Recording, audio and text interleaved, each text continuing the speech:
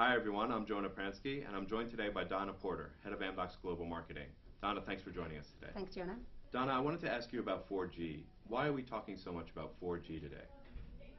So, Jonah, 4G is needed because data usage is skyrocketing.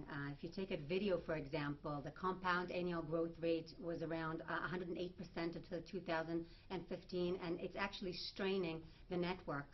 In the U.S. alone, data usage growth was 172% in 2011. If you think about it, that's staggering. And 4G is actually the answer. LTE is the choice of most of the mature markets. It trumped WiMAX. And there's a lot of benefits for 4G. For one, there's the capacity. It's 10 times greater than 2.5G. It's 4 times better than 3G. On the efficiency dimension, having an all-IP network is much more efficient. And also in terms of the revenue opportunities, there's so much you can do with 4G. Think about streaming video models, mobile video chats, things like connected card, video conferencing. So there's really a lot of opportunity in 4G. Well, most service providers plan to move to 4G. Where are we today in the market in terms of actual implementations of 4G? So it's actually really happening already. We've got already 49 commercial launches of LTE operations, and we have 285 service providers who are investing right now in LTE. And obviously it's not the same pace around the globe. We're seeing that the developed Asian markets and the North American markets are first, but it is happening everywhere.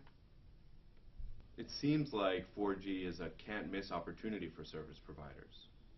Well, you know, the advantages are real, but they're not automatic. You have to think about it. There was recently done a survey, and 46% of consumers in the States think they have 4G, and obviously they don't, because the term 4G is actually broadened. It's actually being used now for things like HSPA Plus and others. I think we need a little bit more education to consumers on what the true benefits of 4G are. And the way to do it is to actually change how we talk about it. It's to have a better pricing, more creative packaging around LTE. Instead of talking to consumers in megabytes or terms that they can't really relate to, package things in things like songs, movies, quality of service, things that people can understand, and then they can actually understand the value that they're getting. Beyond the user experience, from a service provider perspective, there's a whole dimension of planning that needs to take place.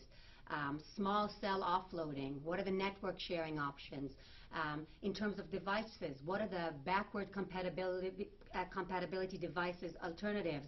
These are all things that you need to think about as you're launching LTE, and if you get it right, then yes, there are many benefits to LTE.